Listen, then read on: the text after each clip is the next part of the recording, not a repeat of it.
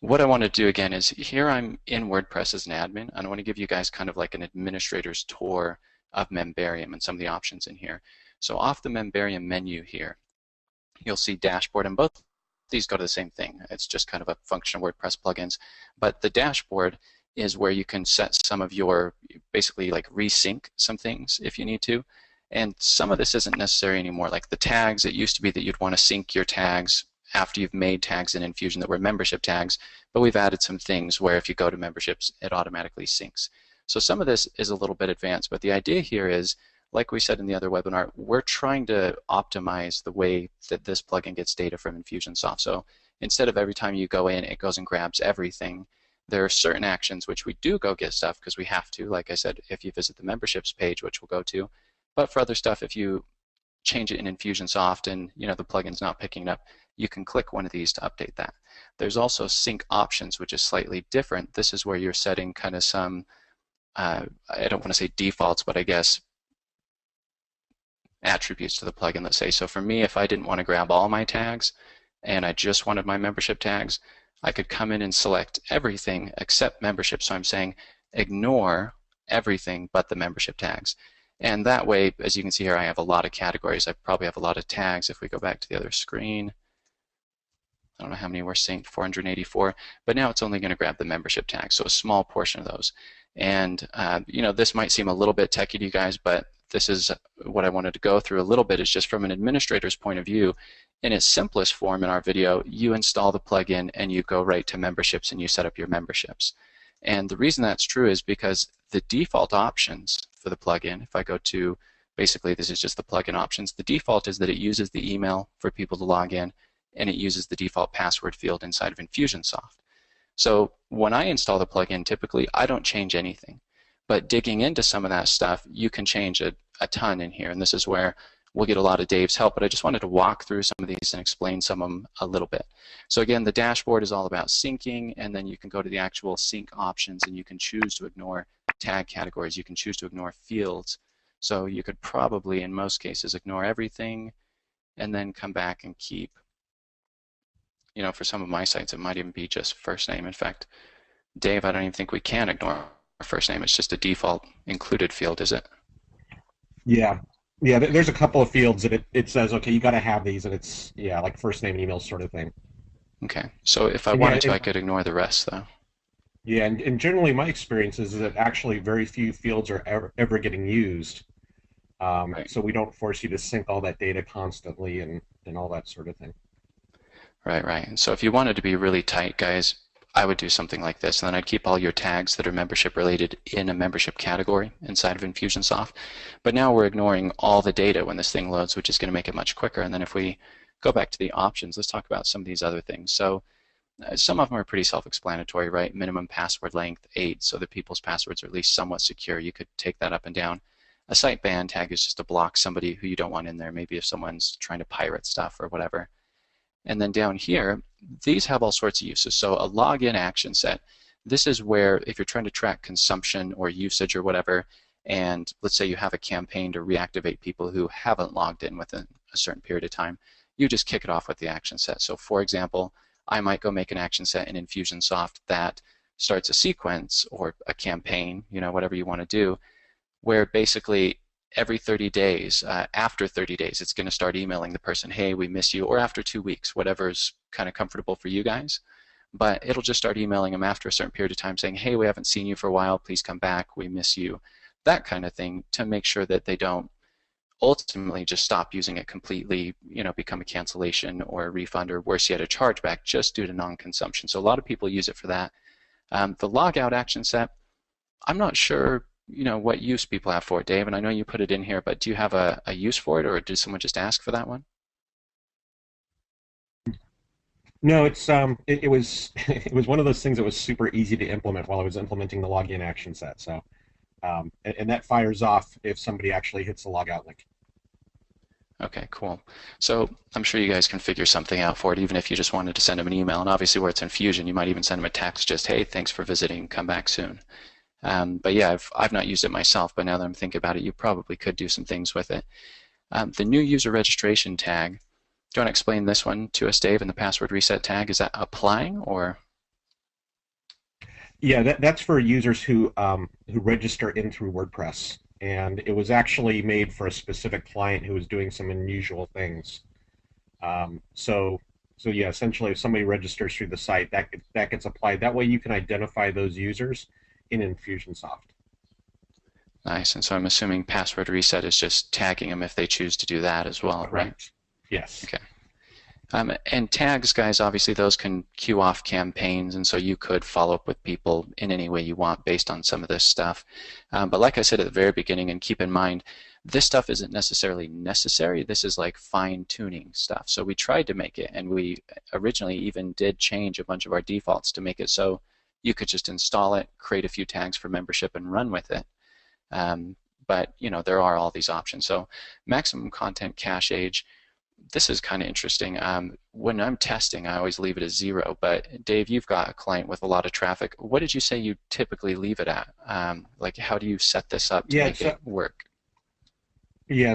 There's not really a typical value. It really depends on how you're using it. And what this does is it says if the record that I've last pulled from Infusionsoft is within this many seconds old, so you say like 3,600 seconds for an hour, um, then go ahead and use what you have in the local database instead of re-pulling it from the server. And the loading data from Infusionsoft is the slowest part of anything. And that's not the fault of anything, that's just pulling data across the internet. Um, so the challenge with that is that you have to make sure if you're using that you push data using HTTP posts when things are updated. So if somebody makes a purchase or if their tags change, you just want, as part of that process of doing that, you just want to post their data back down to Memberium using the update contact post, and that'll update the cache because otherwise it's not going to pull down that updated information. So um, yeah, Uh, there's not really a specific setting. Sometimes it just really depends on the use case for the particular site. and I think the use case you had shared before was basically someone was doing a webinar where they were serving it kind of through Memberium, and the problem was as Sure. people logged in, like as for most people on an average day, all their members don't log in. Maybe even in an average week, all their members don't log in. But on the day of the webinar, you have everybody logging in all at once. And so this process of getting the data from Infusion, especially if someone logs in, leaves and comes back because their audio or whatever, I think you were saying, that was one of the things that used it for that stuck out in my Yeah. mind was just basically if you're going to have that and your server's going to get killed, and it's not necessarily that they have to have fresh contact data, we just got to get them logged in without bogging it down, then you can set that thing up, you know, however long, 30 seconds, maybe a minute or whatever. Yeah. Uh, And that, that was actually the example that got Memberium started was uh, the the guy was doing webinars and he had literally about 14,000 people coming in a 40-minute range, starting 20 minutes before and 20 minutes after. And the membership software we were using at the time was every login would do a bunch of API calls and it just killed the server. And so yeah, for example, in that case, you could say, hey, you know what, set it to like a 3-hour cache, and a couple hours ahead of time, just start pushing down the record so that Memberium has all the login information. And then as people are logging in, it'll just hit the local database instead of hitting Infusionsoft for everything. And that's a scenario where you don't need necessarily a whole lot of instantly updated tags and things like that when you're just having them log into to some kind of event. Um, so yeah, that's a perfect example of a particular situation.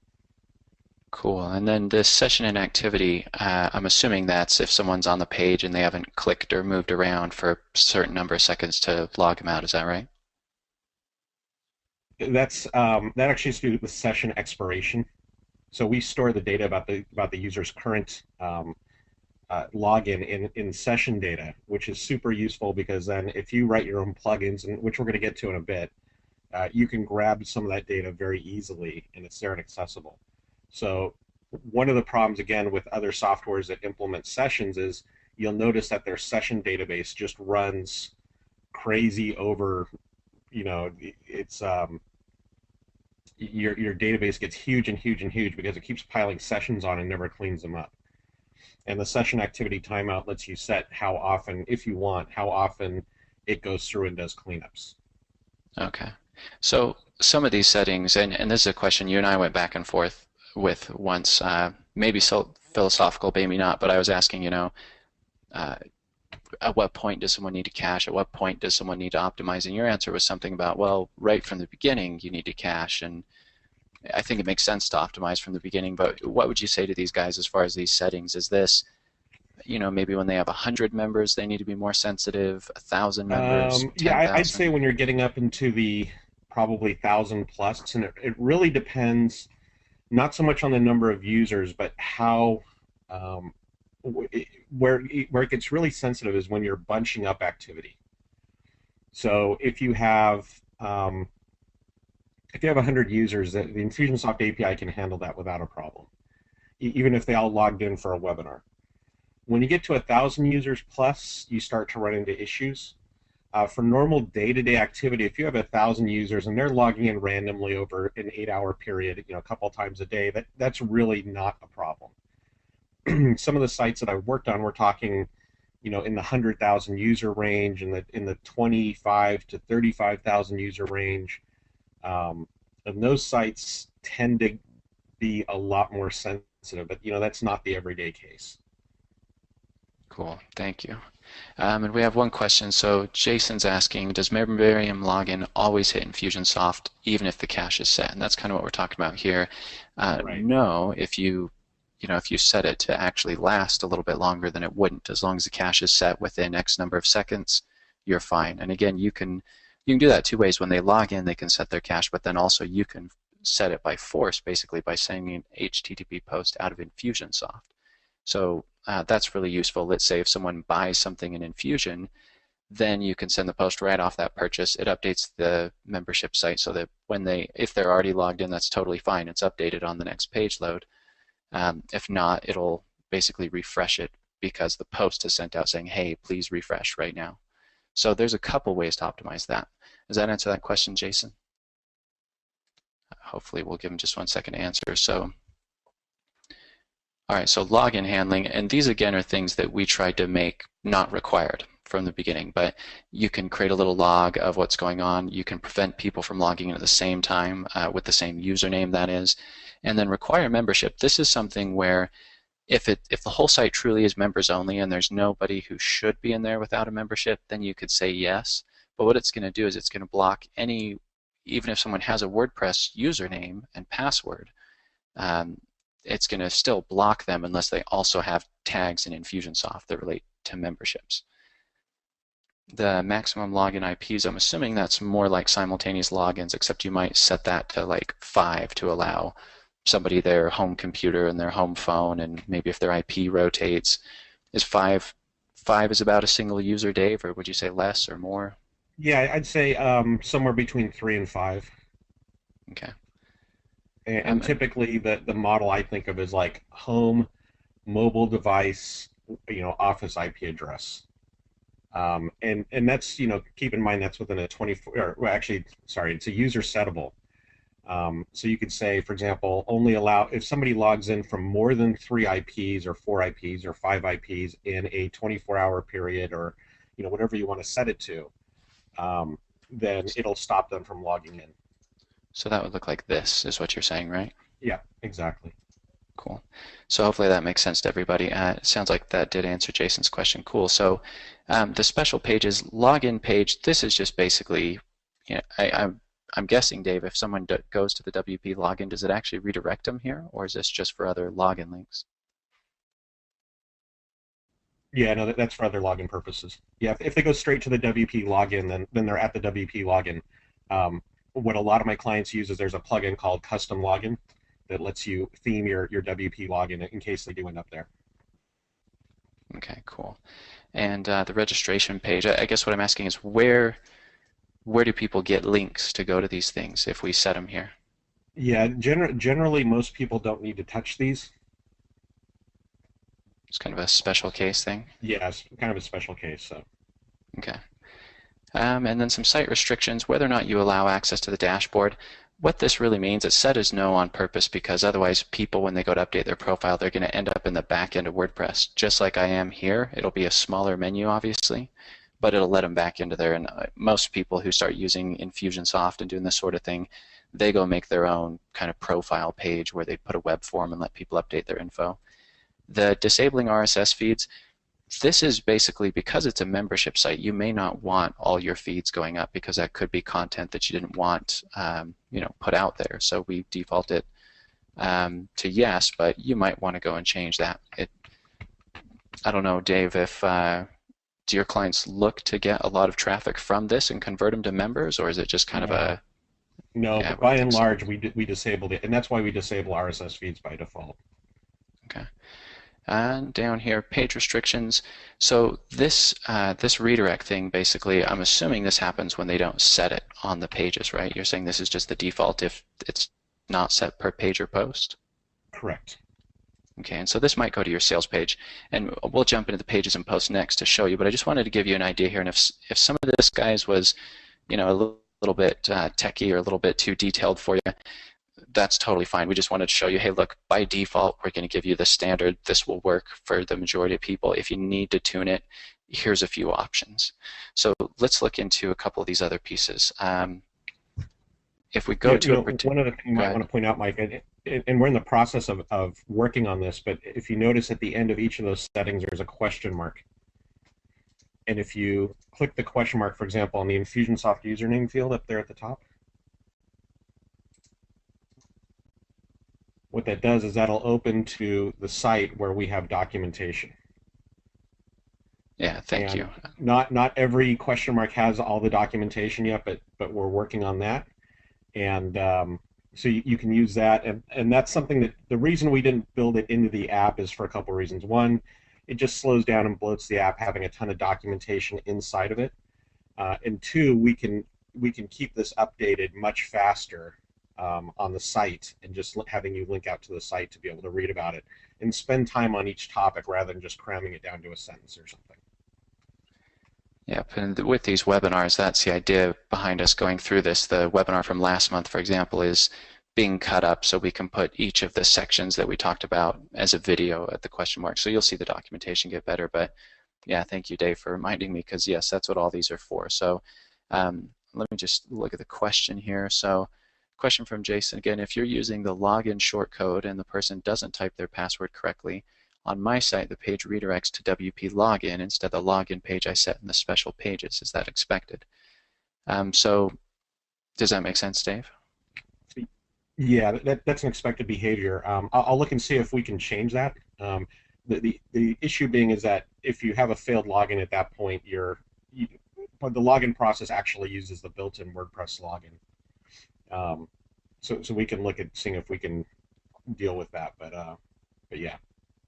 So you might want to go and brand that your login page. I think it was custom login pages was the name of the plugin, right, Dave? You might have just muted a little bit. That's okay. And there he is. Sorry. Okay. Sorry. Yes. Yeah. You want to use it's called custom login. Cool. Okay. So onto the pages, guys. So that's where you set up, like I said, a bunch of the default stuff, and then if you go under memberships, I should cover this real quick because it plays into the pages. But under memberships, you're basically just assigning tag pairs. So all the tag pairs I have that have the tag name and the payf will show up here. If you're not seeing any, it's because you don't have a tag pair in Infusion like that. But these are all my available membership tags. These are the ones I've created memberships out of. And then you've got your level, which basically, if you have a higher level, it will inherit the lower levels. Like if silver gets everything bronze gets, it'd be a higher level. If gold gets everything silver and bronze get, it go up as well. But you can also set per membership level a login page and a logout page. Now this gets a little tricky, and we're trying to figure out the best way to offer a solution if someone has multiple memberships, when they log in, which login page do they go to if they're one of each of these. And so we're looking into that, but in its basic sense, someone's going to come and buy a product from you, and you can push them to whichever page on login, and again on logout, just maybe to say thanks, come back soon, that kind of a thing. Now, when you create these membership levels, they do show up on the pages. So if I go to, for example, month 4 here, any page or post really, what I'm going to have is I'm going to have this content protection box on the side. And you can see in this case, I checked the box for month 4. So that's the idea is the box relates to a tag back in Infusionsoft. And then once you've checked a box, there's some options saying, okay, this page is protected. Well, how exactly is it protected? When people who don't have access hit it, when prohibited, basically, should they be redirected away? And that's where we were pointing out this little default thing at the bottom here. What's the default action? So it's, should they be redirected away? Should we hide the page completely, pretend it doesn't exist, and give them a 404 error? Or should we show an excerpt? And when you choose the excerpt, one thing that happens is it's going to add another piece to WordPress. If you don't see it, you might go up to the screen options and find right there, excerpt. And when you check the box, you'll see it here. So I'll minimize that again. But the idea is excerpt is a teaser. So I'd put my members content here. I'd put, you know, a 1-minute preview of the video maybe, and a transcription of the first little bit here for the public to see, for the search engines to see, and that sort of thing. But on top of this part of it, you can also come up here and you can check the box for Google First Click. Just basically means that someone who Googles, let's say this was something different than month 4, but let's say they Googled month 4 and you showed up, this page showed up, they could actually click to it from Google and get the full content of it as if they were a member. So it's giving them their first click free, but then as they go to other pages, it's going to basically say, hey, you're not a member, and then at that point on your other pages, you're leaning on either your excerpt to show the person because, to sell the person because they're not a member, or you might just do a redirect and send it back out to your regular sales funnel. The Facebook crawler access is something similar where even though it's protected, you're going to allow Facebook to crawl the site and index some of that content. And these other two boxes, this is something that I haven't done much, but I've talked to a lot of people, like I haven't done personally much, but there's a lot of people who do somewhat personalized client management. So let's say you're a coach or a consultant. If you really wanted to, you could have a page per person and actually just put their contact ID here so that it's really their page. And oh yeah, I'll get to that one second. Then the require any tag IDs. The purpose of this one actually is, you know, obviously I can create a membership level, which is based on a tag, and I can protect the page based on the membership level. The whole purpose of having a tag ID thing is so that you don't have to create a membership level. So just like I had, you know, I showed you I've got all these different tags to choose from to create them. Well, let's say instead of making a 6 months and a 6 months payf and a 6 months one and a 6 months one payf, I was feeling, you know, I'll call it efficient instead of lazy, but I could always just make these without the payf tags and just put the IDs. If I put ID, for example, $11.99, if I were to put that here, essentially it's the exact same as checking the box for month 4. It's just saying, you know, it's protected by this tag. The only real advantage to having month 4 as a membership level is then you can also do the payf functionality, which stands for payment failure, where you're saying it's not just access or not, it's you had access, but your payment failed, you're suspended, you know, please update that. And Yeah, I'm getting, go ahead. and Micah, a technique that you can use, what a lot of people do is they have drip content. Mm-hmm. And rather than, like, let's say you had a membership level with a 12-week drip, rather than creating 13 different membership levels, you can create one membership level that controls access to the entire course, and then just create a single tag for each week, and drop that tag into the tag requirement in addition to the content protection. And that way you can minimize the number of you know, checkbox levels, so you don't have an enormous content protection list going down the side. Yeah, I should say it can be efficient. I shouldn't make it sound lazy because Dave's absolutely right. I could have very easily just not had all these other memberships, simply had the one, and like he's saying, put the tag IDs in the boxes, which for me right now, not a big deal. There's kind of a demo free every month and then a 6-month membership and a one-time thing. But if I, like most people, if I had multiple courses which were each 12 weeks or whatever, I really wouldn't want to do this. I would want to do what Dave's talking about and have kind of a main product tag that covers the whole product and then IDs for the month 4. So it'd look like this. I'd say they have the 6-month membership and they have tag $11.99, which covers month 4. Yeah, I've got a client that's got about 30 courses, and each course has anywhere from 2 to 4 you know, components to it that get dripped to them.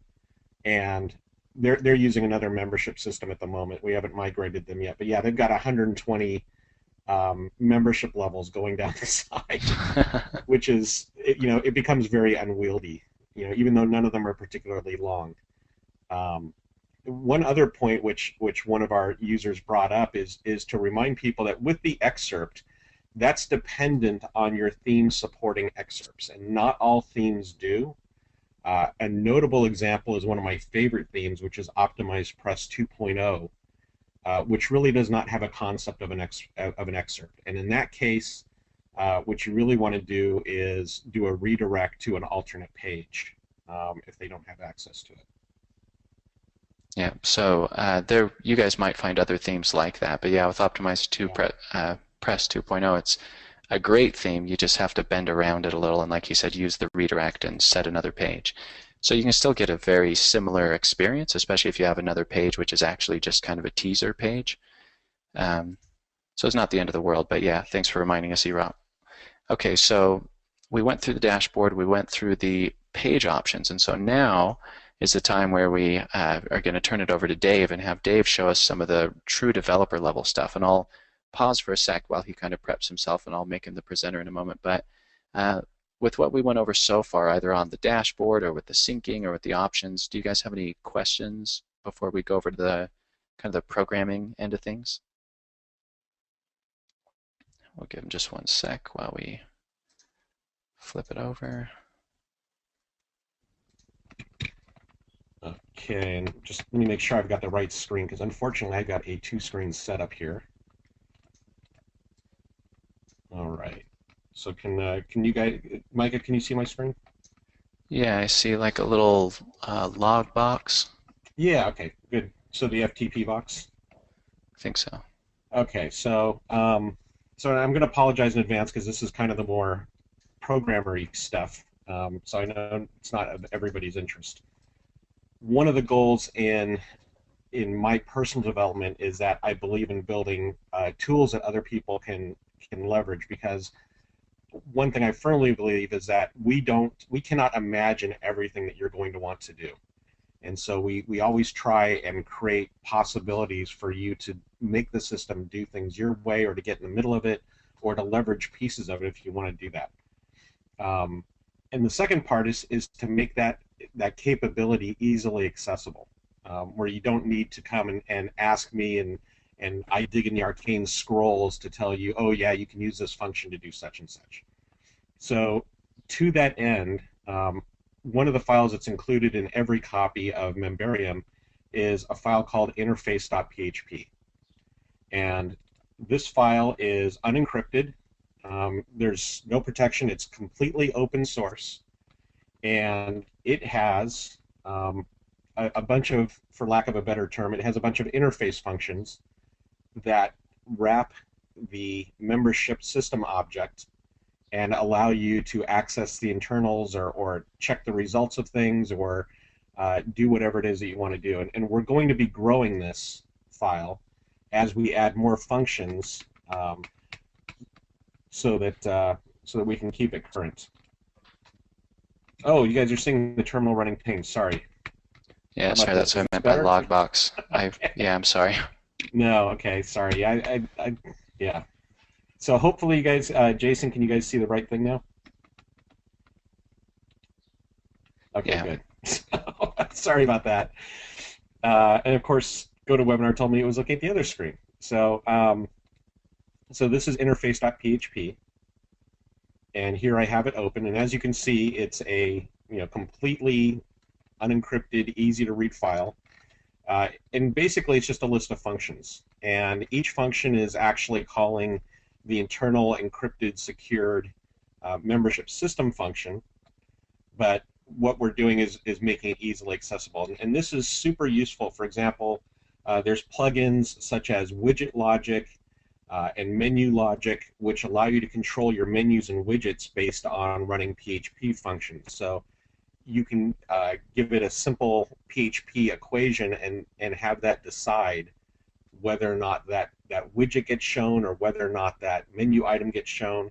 And so that was originally what I first wrote this function for. Originally, I was just going to give you guys the documentation to call the functions directly, but this makes it super easy because you can call these functions from anywhere. You can also use it in your theme development. If you want your theme to do special custom things, you can hook in and check information and get an answer back and then make decisions based on that. So what I wanted to do was just walk you guys through the structure of this file and then walk you through some of the individual functions. None of them are particularly complicated, and hopefully they're pretty much self-documenting. This file has its own documentation. Since we can't do the question marks out to the website, each of them includes just simple documentation as to what parameters the function takes in and what it returns back. And hopefully these are standard. If any of you guys are developers and you want to use this and there's anything unclear here, please reach out and ask, and we'll update the documentation and get you answered so that you can use these effectively. So the first one checks to see if the person is logged in, and this has a little bit more context to it because it's concerned about a Memberium login versus just a standard WordPress login, and it returns a true or false answer. And of course, if you're a admin on the site, you're always going to get a success on everything. And this is an important thing to know. There's two situations. One, if you're an admin, things will always succeed. Two, if you're running a test license on a site with more than 10 people, things will always fail, guaranteed, unless you're logged in as admin. So just important to note. And for everything else, they respond normally. So that's the mem get logged in function. And as you can see, I mean, what it's actually doing here is right here in open source for you to see, and it's just calling the built-in function in the plugin. The next one down is to see if the currently logged in user has any of the tags in this list. And what this does is this takes an array of tags. So you just feed it an array of the tag numbers that you want to check, and it'll tell you if that person has any of them. And that's what that does. So that's Dave, super useful if you want to roll your own access control. It's basically the PHP equivalent of saying if they have any tag. The shortcode that does that. But you can use all these functions in your widgets. So you could say, hey, only show this widget if they have the membership tag, or if they have the coming up for renewal tag, or whatever tag you want to dream up. So Dave, real quick, help us put this in non-techie terms. So basically what we're talking about is, I showed earlier you can check a box to protect something or whatever, or you can even put shortcodes in. We didn't cover that too much, but what you're basically saying is this is stuff outside the WordPress interface. It's either in your plugins PHP or in your themes PHP, that kind of stuff, this right? would be if you were writing a plugin or a theme, and a theme is really just a special kind of plugin. If you're writing a plugin or theme that you wanted it to kind of talk to Memberium and make decisions on what it does based on what's going on with the current Memberium user, then these functions will allow you to do that easily. Cool, thank you. And also for the non-programmers, again, if you're using something like Widget Logic, which is an awesome plugin, or if you're using something like Menu Logic, which is a menu system equivalent, where for every menu item you can give it a line of PHP, and it'll run that line of PHP, and if the answer is yes, it displays the menu item. If the answer is no, it doesn't. And it's a great way, if you want to have, occasionally we come up with people want these highly custom logics in their menus. Do I display this menu item only for this particular case? That will allow you to do that, and you can use any of these functions in those plugins. Okay. Yeah, that works. Cool. Thank you. Okay. This one checks for the membership level. So, for example, if you had, the typical, or I shouldn't say typical, but the common example of, bronze, silver, gold membership, you could make this call and say if Memberium has membership gold, and it'll return a true or false. So again, just an easy way to check if they have a membership level. The difference, of course, between checking the membership level and checking the tags is that checking the membership level checks to see if they have a payF. let's see. And yes, you're recording this, right, Micah? Yes, we're recording. I was just Great. answering. So yeah, Thomas, if you got to go, we'll send you the recording. Yeah. Okay. Um, in the same respect, as the membership name, you have membership level. So if you had multiple membership levels and you wanted to see if somebody was of a sufficient level, like if they were level 20 or level 30, you would use this function to check that. And again, just returns a true or false. Very easy to work with. This one here has post access, and like all these other functions, it's actually accessing the internals that are going on in Memberium, so it gives you the exact same results. And for this, you feed it the post ID of the post you want to check access for. And it's going to return a true or false as to whether or not the person has access. It doesn't prevent you from accessing the post. It just tells you whether the person who's currently logged in should have access to the post. And then you can make a decision on what you want to do from there. And likewise, internally in the plugin, we run this check. We determine whether or not they have access, and then we look and see, do we redirect them? Do we hide the post? Do we show an excerpt? What do we do? And so this will allow you to kind of roll your own access controls using what Memberium knows about the person's access and about the piece of content that you're looking at. Memberium is logged in. This is actually just the same thing as the previous function, but this was an older version before I had the names kind of standardized. So sorry about that. I left it in just in case anybody was actually using it. Next function down, which these two I guess I should write some documentation for. Sorry, everybody. Memberium has all tags works very much like the Memberium has any tag, except the person matching has to have all the tags in the list. So if you pass an array of 3 tags in, and the person does not have all 3 of those tags, then they can't access it. If they have those 3 tags plus other tags, they can access. It doesn't care what other tags they have, but they have to have all the tags that you list. And last but not least is a brand new function. We're working on 2.36 right now, and this new function is called override prohibited action. So the prohibited action in a poster or page is that setting you have that says, hey, if they don't have access, then hide it or excerpt it or redirect it. The override prohibited action lets you set for as long as you want. You can set what that action should be. So if you on a particular page, if you had a collection of posts, for example, and normally if your answer is that if the person does not have access, hide them, and you wanted to maybe query that list of pages, you could, on maybe a page that just lists them out, you could set that as an excerpt or set it as a redirect or set that behavior for all pages, and then to just set it back to its normal behavior, you just tell it default. So you would set mem override prohibited action default, and it'll do whatever the page is normally programmed to do. But this lets you override what the page normally does. And that's it. So, I mean, as you can see, this is not a terribly long file. It's mostly self-document, except there's a couple here which I need to add documentation for. This is kind of the beginning gateway for you guys to dig into the guts of Memberium and make it do whatever you want, turn it into your platform. So Dave, is this essentially, well, let me just ask this question. How would someone run a shortcode in PHP if they needed to? So to run a shortcode is a function that's actually provided by WordPress called do_shortcode, do_shortcode.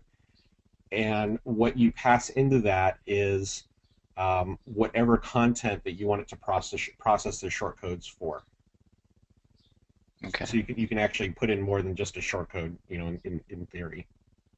So the difference really between this and that, because I've seen the do shortcode, but the difference here is it accessing different functions than the shortcodes offer, or just access more directly, or? Yeah. So yes to both. One, you're able to access more directly. Two, there aren't shortcodes to do all these things. Some of these things are analogs to shortcodes, meaning they're an equivalent. for example, the has any tags or has all tags, those are direct equivalents to running a shortcode that does that. Things like setting the override prohibited action, there's no shortcode equivalent, and there never can be, because you would just program the page to do what you want it to do. But these allow your code to affect how Memberium runs, or to look at data in Memberium easily and reliably. Nice. So could you show an example? We've got a request. Could you just show a short example of a do shortcode? So let's pretend I'm writing a plugin here. And one thing I always do with my WordPress code is just throw this in there so that people cannot access it directly. Yeah, let me just turn on there, so we have some nice colorization. So what we would do is simply do this. What would be, like, let's do the quote of the day, right? Nice simple short code.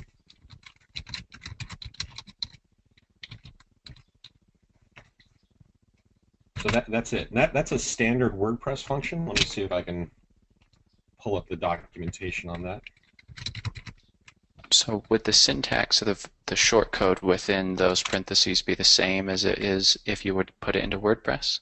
Exactly. So do shortcode is actually the function that WordPress runs when you display a page. The way it works is that the WordPress looks at what page you're trying to display. It pulls up the content for that page, and then it runs do shortcode on that page content. And that's how your shortcodes work. So, for example, Okay, cool. WordPress, out of the box does not run shortcodes and widgets. And the simple way to enable that is to say, hey, add the filter, the filter for displaying a widget, add do shortcode to it. And then boom, do shortcode will run on your widgets as well. Some plugins use a custom do shortcode. They require that for their shortcodes. Our shortcodes are built using the standard WordPress shortcode processor. So all you need to do is do your normal do shortcode. They work with WordPress right out of the box rather than requiring a hacked shortcode processor.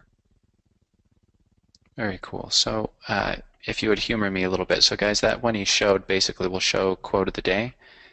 Correct. Could you show us like a two-part shortcode? Would you just do the do shortcode, has any tags, and then the else has any tags, and then the close? Oh, it would be the same.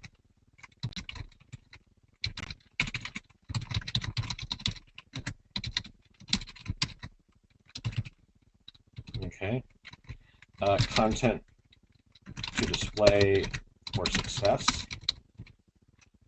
Then Okay. else as any tags. Content to display if failed, and then end your shortcode.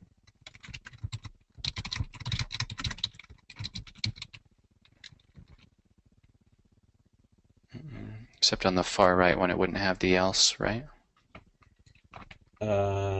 Sorry, yeah. That's what I get for Oh, you're programming in okay. public. No, I appreciate it. Let's see. So we can even do it like this to make it a little bit more clear.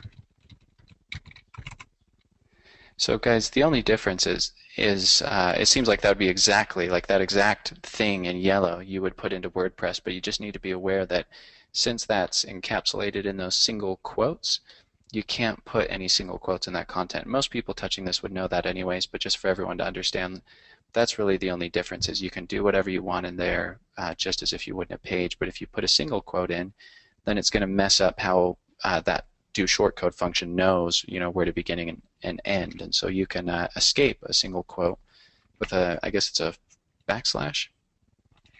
Yeah, and there's other ways to do this. So, for example, that there's here docs where you can say my code equals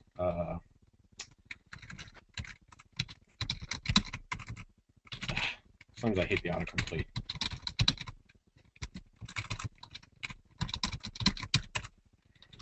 And you could stick this stuff in here. Okay.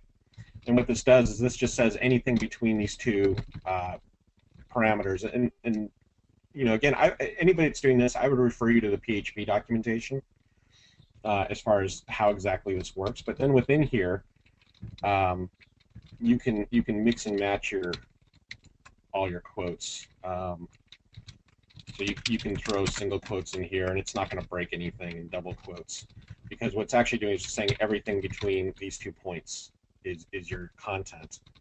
And then when you come and do the shortcode, you can say use the mydoc variable. That's interesting. I didn't know about that at all. That's really cool. So, yeah, it's a kind of obscure PHPism. And what's really useful is for where you are mixing all this stuff together and you don't want to deal with that. And you can still do, for those, you know, again, we're kind of deep diving into PHP specific stuff here.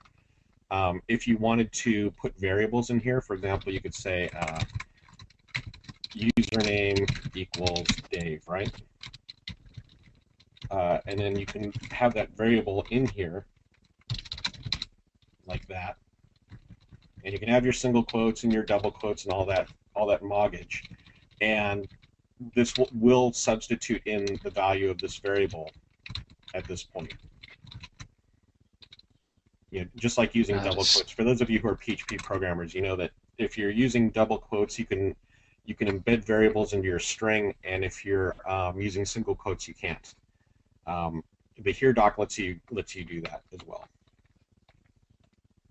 That is very cool. I like this stuff. So sorry everyone if these aren't your questions. I don't see questions from everybody else. What other questions do you guys have? So one of them is, can I do memberium using Ajax? We've talked about that a bit.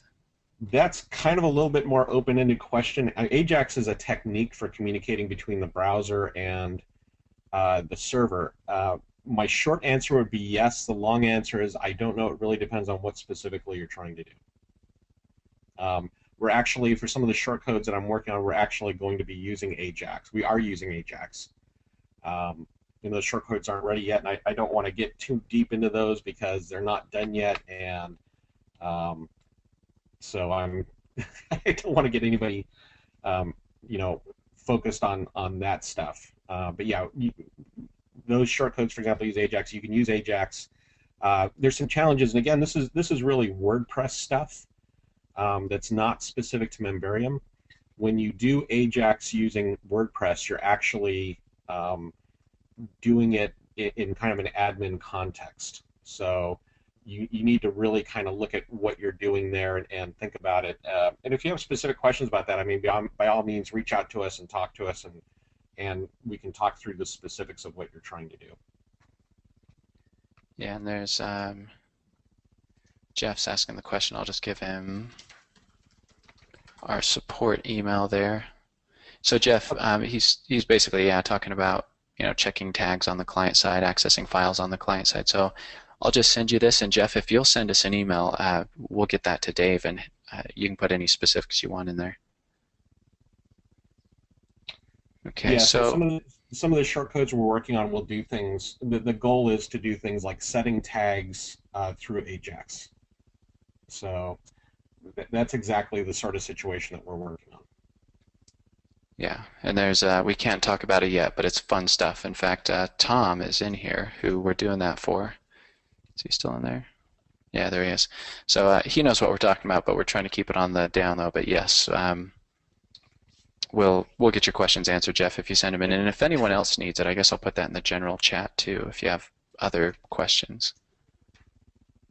Yeah, Jeff, you know, I'd be curious as to, you know, for the offline conversation is why you want to check tags through Ajax rather than using the shortcodes to do it at the time that the page is displayed.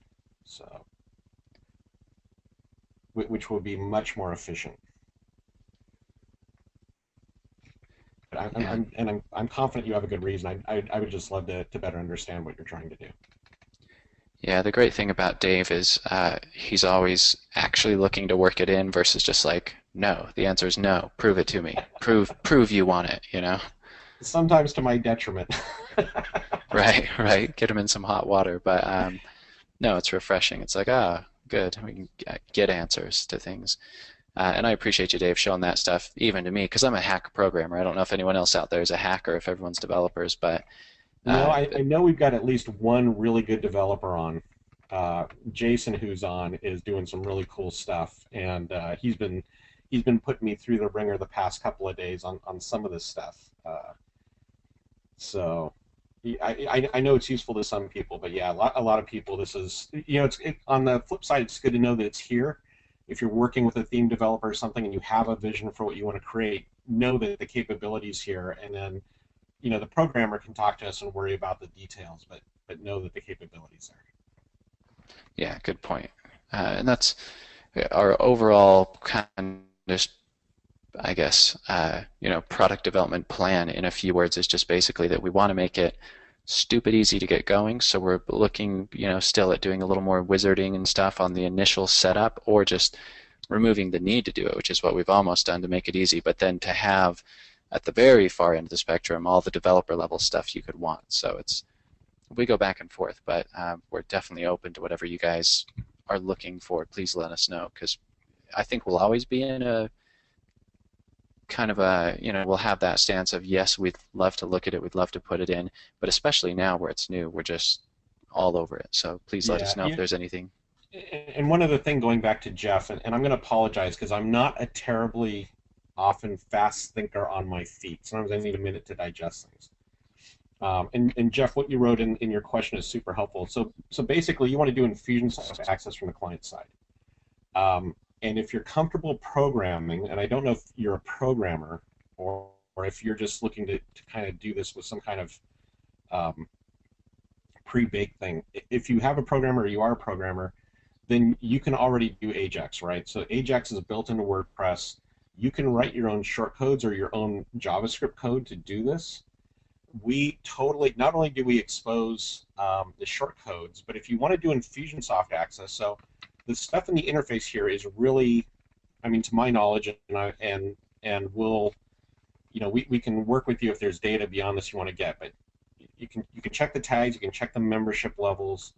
All the data about the current user is in the current session data, and so that's the data you need to make decisions. Now, the part about accessing Infusionsoft, so you can write that in your own plugin. The part about accessing Infusionsoft is actually in the i2 SDK. So if you guys remember, when you install Memberium, you're actually installing two plugins, and this is the exact reason why there's two plugins. The first plugin is the i2 SDK, and what that is a completely GPL open source interface to Infusionsoft that any WordPress plugin can access. And what we wanted to do was avoid what so many other plugins do, which is they bring in their own copy of the Infusionsoft SDK and they bury it in the middle of their app. And so what we did is we made our Infusionsoft SDK standalone, completely open. From your plugin and your code, you can call all of those Infusionsoft functions directly. You don't have to do the setup. Once the plugin set up, your code, your plugin does not have to worry about the API key or any of this other moggage. You can just make the call using your data, and it'll take care of it. And that's what Memberium is built on top of. So that same capability is open to your plugins as well. So just to kind of pop back to that, this is the i2 SDK folder. And the i2 SDK classes here, and if you guys need more documentation about how to call this, that's something we can definitely beef up. Not a problem at all. Just reach out to me and let me know what you need. But this capability is all here for you and totally unlocked. To use the Infusionsoft SDK, no, you don't need Memberium. It is completely open source. And shoot us an email, Jeff, and we'll get you a direct link. It's actually part of the Memberium download as well. So if you already have Memberium, you should have that. Otherwise, no, we'll get you a link and you can play with that separately. Okay, you're Yeah, using so just to be Joey clear, Novak's SDK. Yeah, so Joey and I have talked. We believe we have not tested it yet, just purely due to lack of time. Both SDKs should run side by side next to each other. So if you want to install Novak's SDK, his object-oriented PHP SDK, and Memberium, they should play fine. And if they don't, we will definitely fix that because keeping those two working together is a priority for us, for absolute sure. You should be able to use both. yeah, and Jeff just mentioned something. He's an Infusion certified developer, and so it's something we've published, but haven't really talked about on the webinars. If you're an ICC or an ICD or whatever they're calling them this year, Infusion certified partners or whatever, then we're actually giving you a license. So you can actually get a license, Jeff, to Memberium as well. But the ISDK, like Dave's talking about, it is actually open source, and anyone can use that if they want. Yeah, So and if you're already using Joey Novak's SDK, just if you're just writing a plugin and you just want that, you don't need the i2 SDK. They accomplish very similar things. The i2 SDK, the main difference between the two is that the i2 SDK uses the classic Infusionsoft API interface. That's the first part, and the reason we went with that for the i2 SDK was because all the example code that a developer sees, when they get started with Infusionsoft, is for that classic SDK, and we wanted to make that learning curve as small as possible. The other part is that it has additional functionality which we felt needed to be there to support building platforms. So the focus of the i2 SDK is not just, okay, get up on Infusionsoft. It also provides functionality like being able to auto-update your plugin, detecting ion cubes, doing things like that. It also has some additional functionality, which I'm not sure if it's in Joey's, but it wouldn't be hard to hack in. Things like you can get a list of fields for a particular table. And where that's useful is if you're building queries dynamically against Infusionsoft, you can say, okay, give me a list of all the field names in the contact record. And it'll give you a list of the built-in field names plus the additional custom fields for that table, and then you can build your query and do all that thing. And we needed that sort of capability for Memberium because, unlike some plugins, we're not pulling all the data all the time. We're actually just pulling the data you need because we're trying to stay light on the API, both for speed and to conserve your quota. So that capability is in there as well. But yeah, if you're using Joey's plugin, by all means, don't load it up on a live site for the first time, but set up on a dev site. They should play perfectly fine together. And I'm gonna end it right here. I actually just realized which Jeff that was, and so yeah, he's a certified developer and all that kind of stuff. So we'll be talking to him, and Andrew's got him. Dave and I have a meeting we need to go to in just a minute. So sorry, Dave, to cut off the geek speak, but everybody will be back next month at the beginning of June. I believe it is the 4th. Let me just double check. Yeah, the 4th of June at the same time. So 9 Pacific, noon Eastern. And we'll be back with another Memberium webinar. We'll send out some stuff beforehand. But thanks everybody for coming, and we'll send out a replay of this one and also get it cut up. If you have any additional questions, we did put the support email in the chat box, so you can always email us, or you can go to the site and there's a support button on the side of it as well. But we're going to jet. Thanks again everybody for coming, and we'll see you next time.